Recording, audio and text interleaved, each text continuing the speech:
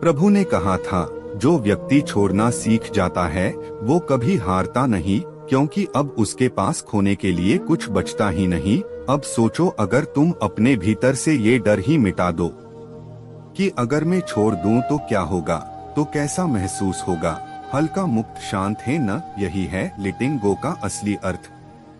कभी कभी छोड़ देना किसी इंसान को नहीं, बल्कि उस भावना को छोड़ना होता है जो उस इंसान से जुड़ी है। हो सकता है वो अब तुम्हारे जीवन में ना हो, लेकिन तुम हर रोज उसकी याद में जी रहे हो। तुम्हारा मन बार बार उसी पुराने पन्ने को पलटता है जहां दर्द लिखा है। अगर तुम पुराने अध्याय को बार बार पढ़ते रहोगे तो नई कहानी कब शुरू होगी। छोड़ना मतलब भूल जाना नहीं, बल्कि ये समझ लेना कि अब वो अनुभव पूरा हो चुका है। उसने जो सिखाना था वो सिखा गया, अब उसे जाने दो। जैसे कोई पेड़ अपने सूखे पत्ते गिरा देता है ताकि नए पत्ते आ सकें, वैसे ही हमें भी अपने जीवन से पुरानी चीजों को गिराना सीखना चाहिए।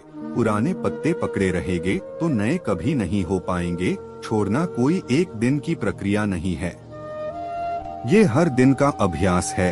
हर सुबह जब तुम उठो तो खुद से कहो, आज मैं हर उस चीज को छोड़ रहा हूँ जो मेरे नियंत्रण में नहीं है। धीरे धीरे तुम देखोगे कि तुम्हारा मन पहले से ज्यादा शांत हो गया है। तुम वही बातें जो पहले तुम्हें तोड़ देती थी, अब सहजता से स्वीकार कर पा रहे हो। प्रभु ने कहा था, जब तुम किसी चीज से लगाव छोड़ देते हो तो चीजें तुम्हें चोट पहुंचाना बंद कर देती हैं। तो फिर सोचो, क्या तुम्हें हर चीज को कसकर पकड़ने की जरूरत है? क्या हर इंसान तुम्हारे नियंत्रण में रह सकता है? क्या जीवन को तुम अपनी मुट्ठी में बांध सकते हो? नहीं।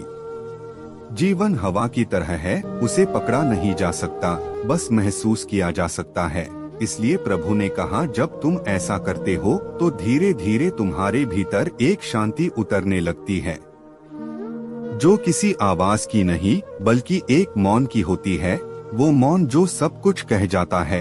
कभी ध्यान दो, जब तुम कुछ छोड़ते हो तो तुम्हारे भीतर थोड़ी सी खाली जगह बनती है।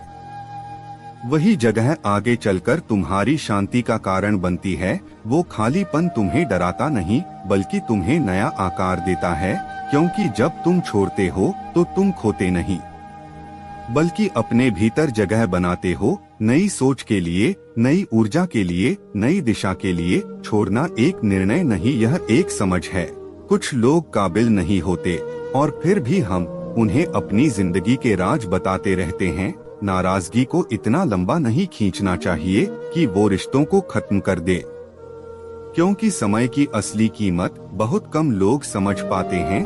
गलतियाँ, ठोकरें और भूलें इंसान को बहुत कुछ सिखा देती हैं। खुद को खुश रखने के उपाय खोजो, वरना तकलीफ तो खुद ही तुम्हें ढूंढ लेगी। लोगों से इंसानों वाली उम्मीद रखो, फरिश्तों जैसी नहीं। धूल भरी आंख और जरूरत से ज्यादा भरोसे वाला दिल हमेशा रोते हैं। दुख झेलने वाला इंसान आगे चलकर सुखी हो सकता है, लेकिन दुख देने वाला इंसान कभी सुखी नहीं हो सकता। जो व्यक्ति खुद बुरे हालातों से गुजरकर सफल होता है, वो किसी का बुरा नहीं करता, क्योंकि वो जानता है कि फल देने वाले वृक्ष को ही पत्थरों की मार सहनी पड़ती है। जिंदगी में कुछ गलत हो जाए तो घबराना मत। जैसे दूध फटने पर पनीर बनाने वाले कभी परेशान नहीं होते, उसी तरह मुश्किलों से बाहर निकलने का रास्ता तुम्हें भी मिल ही जाएगा।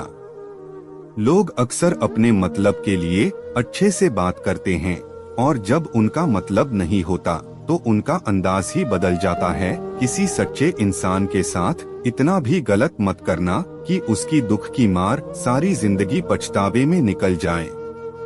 इंसानी फितरत बड़ी अजीब है, वो भागता है उन चीजों के पीछे जिनकी उसे सबसे ज्यादा जरूरत नहीं होती। जब हालात बदल जाते हैं तभी रिश्तों का असली महत्व समझ में आता है। कुछ लोग केवल दिखावे के लिए साथ होते हैं और मुश्किल वक्त में उनका असली चेहरा सामने आ जाता है। इंसान अक्सर अपने सपनों को पूरा करने में सब कुछ भूल जाता है। समय आने पर वही सपने और रिश्ते उसके असली व्यक्तित्व को दिखाते हैं। इंसान तकलीफ में ही कुछ सीखता है, खुशी में तो वो पुराने सबक भी भूल जाता है। जितनी कम आप अन्य चीजों की परवाह करोगे उतने ही आप खुश रहोगे। चाहे कितने भी अच्छे कर्म कर लो, तारीफ अक्सर अंत में ही होती है। इंसान से प्रेम करने पर वो आपकी कमजोरी बन सकता है, लेकिन भगवान से प्रेम करने पर वो आपकी ताकत बन जाता है। बांसुरी न तो स्वर्ण की होती है न ही रत्नों की, फिर भी उसकी धुन सबको आकर्षित करती है। इसी प्रकार जब मनुष्य के वचन और कर्म सुंदर होते हैं तो उसकी बाहरी बनावट कोई मायने नहीं रखती। जो लोग सामने जिक्र नहीं करते वो भीतर ही भीतर सबसे ज्यादा फिक्र करते हैं। अगर हसरते कम हो तो जीवन ज्यादा सुकून भरा होता है।